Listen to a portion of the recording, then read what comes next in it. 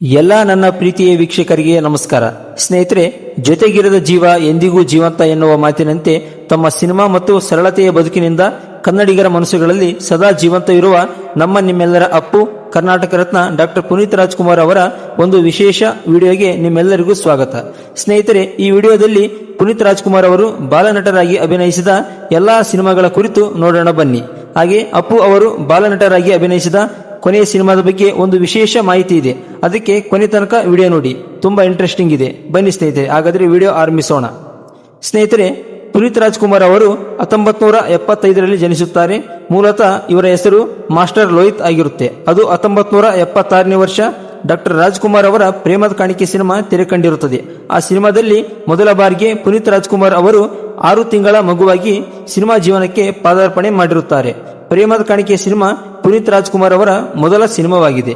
ಈಗ ಎರಡನೇ ಸಿನಿಮಾ ಸನದಿ ಅಪ್ಪಣ್ಣ, ಇದು 1977ನೇ ವರ್ಷದಲ್ಲಿ ಬಿಡುಗಡೆ ಆಗಿರುತ್ತೆ. ಈ ಸಿನಿಮಾದಲ್ಲಿಯೂ ಪುನೀತ್ ಅವರು ಬಾಲನಟರಾಗಿ ಅಭಿನಯಿಸುತ್ತಾರೆ.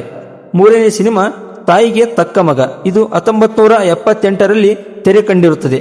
ಈ ಸಿನಿಮಾದಲ್ಲಿ ಪುನೀತ್ ಅವರು ಕುಮಾರ್ ಎಂಬ ಹೆಸರಿನ ಪಾತ್ರದಲ್ಲಿ ಅಭಿನಯ ಮಾಡಿರುತ್ತಾರೆ. ನಾಲ್ಕನೇ ಸಿನಿಮಾ ವಸಂತ ಗೀತ, ಇದು 1980ರಲ್ಲಿ ತೆರೆ ಕಂಡು ಯಶಸ್ವಿಯಾಗಿರುತ್ತೆ.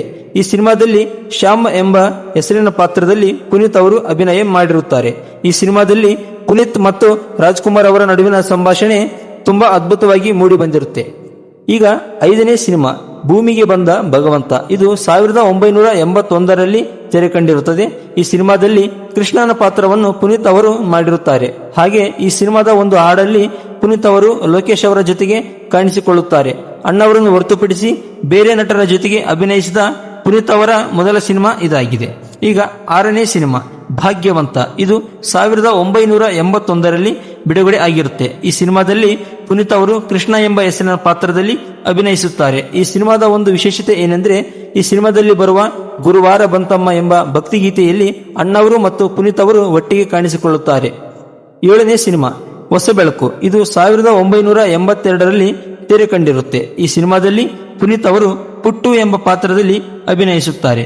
ಈಗ ಎಂಟನೇ ಸಿನಿಮಾ ಚಲಿಸುವ ಮೋಡಗಳು, ಇದು 1982ರಲ್ಲಿ ತೆರೆ ಕಂಡಿರುತ್ತೆ. ಕನ್ನಡ ಚಿತ್ರರಂಗದಲ್ಲೇ ದಾಖಲೆ ಮಾಡಿದ ಸಿನಿಮಾ.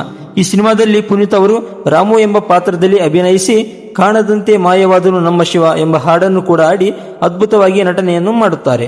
ಈಗ ಒಂಬತ್ತನೇ ಸಿನಿಮಾ ಭಕ್ತ ಪ್ರಹ್ಲಾದ, ಇದು 1983ರಲ್ಲಿ ತೆರೆ ಕಂಡಿರುತ್ತೆ. ಈ ಸಿನಿಮಾದಲ್ಲಿ ಹಿರಣ್ಯಕಶಿಪು ಪಾತ್ರದಲ್ಲಿ ಅಣ್ಣವರು ಮತ್ತು ಪ್ರಹ್ಲಾದನ ಪಾತ್ರದಲ್ಲಿ ಪುನೀತ್ ಅವರು ಇಬ್ಬರ ನಟನೆ ಮನಮೋಹಕವಾಗಿರುತ್ತೆ. ಹತ್ತನೇ ಸಿನಿಮಾ ಎರಡು ನಕ್ಷತ್ರಗಳು, ಈ ಸಿನಿಮಾವು 1983ರಲ್ಲಿ ಬಿಡುಗಡೆ ಆಗಿರುತ್ತೆ. ಈ ಸಿನಿಮಾದ ಒಂದು ವಿಶೇಷತೆ ಏನೆಂದರೆ, ಮೊದಲ ಬಾರಿಗೆ ದ್ವಿಪಾತ್ರದಲ್ಲಿ ಪುನೀತ್ ಅವರು ಈ ಸಿನಿಮಾದಲ್ಲಿ ಅಭಿನಯ ಮಾಡುತ್ತಾರೆ. ಈ ಸಿನಿಮಾದಲ್ಲಿ ಇವರಿಗೆ ರಾಜ ಎಂಬ ಹೆಸರು ಇರುತ್ತದೆ. 11ನೇ ಸಿನಿಮಾ ಯಾರಿವನು, ಇದು 1984ರಲ್ಲಿ ತೆರೆ ಕಾಣುತ್ತೆ. ಈ ಸಿನಿಮಾದಲ್ಲಿ ಪುನೀತ್ ಅವರು ಶ್ಯಾಮ್ ಎಂಬ ಪಾತ್ರದಲ್ಲಿ ಹಾಗೆ ಎರಡನೇ ಸಲ ದ್ವಿಪಾತ್ರದಲ್ಲಿ ಅಭಿನಯಿಸುತ್ತಾರೆ. ಈ ಸಿನಿಮಾದ ಕಣ್ಣಿಗೆ ಕಾಣುವ ದೇವರು ಎಂದರೆ ಎಂಬ ಹಾಡು ತುಂಬಾ ಜನಪ್ರಿಯವಾಗಿದೆ. 12ನೇ ಸಿನಿಮಾ ಬೆಟ್ಟದ ಹೂವು, ಇದು 1985ರಲ್ಲಿ ಬಿಡುಗಡೆ ಕಾಣುತ್ತೆ. ಈ ಸಿನಿಮಾದಲ್ಲಿ ಪುನೀತ್ ಅವರ ಹೆಸರು ರಾಮು ಆಗಿರುತ್ತೆ. ಈ ಸಿನಿಮಾದಲ್ಲಿ ಪುನೀತ್ ಅವರು ಪ್ರಧಾನ ಪಾತ್ರವನ್ನು ಹೊಂದಿರುತ್ತಾರೆ. ಹಾಗೆ ಈ ಸಿನಿಮಾದ ಅಭಿನಯಕ್ಕಾಗಿ ಪುನೀತ್ ಅವರಿಗೆ ಅತ್ಯುತ್ತಮ ಬಾಲನಟ ರಾಷ್ಟ್ರೀಯ ಚಲನಚಿತ್ರ ಪ್ರಶಸ್ತಿ ಕೂಡ ನಮ್ಮ ಪುನೀತ್ ರಾಜ್ಕುಮಾರ್ ಅವರಿಗೆ ಸಿಗುತ್ತದೆ. ಈಗ 13ನೇ ಸಿನಿಮಾ ಶಿವ ಮೆಚ್ಚಿದ ಕಣ್ಣಪ್ಪ, ಇದು 1988ರಲ್ಲಿ ತೆರೆ ಕಾಣುತ್ತದೆ. ಈ ಸಿನಿಮಾದ ಒಂದು ವಿಶೇಷತೆ ಏನೆಂದರೆ, ಡಾಕ್ಟರ್ ರಾಜ್ಕುಮಾರ್ ಅವರು, ಶಿವರಾಜ್ ಕುಮಾರ್ ಅವರು ಮತ್ತು ಪುನೀತ್ ರಾಜ್ಕುಮಾರ್ ಅವರು ಒಟ್ಟಿಗೆ ಕಾಣಿಸಿಕೊಂಡ ಏಕೈಕ ಸಿನಿಮಾ ಇದಾಗಿದೆ.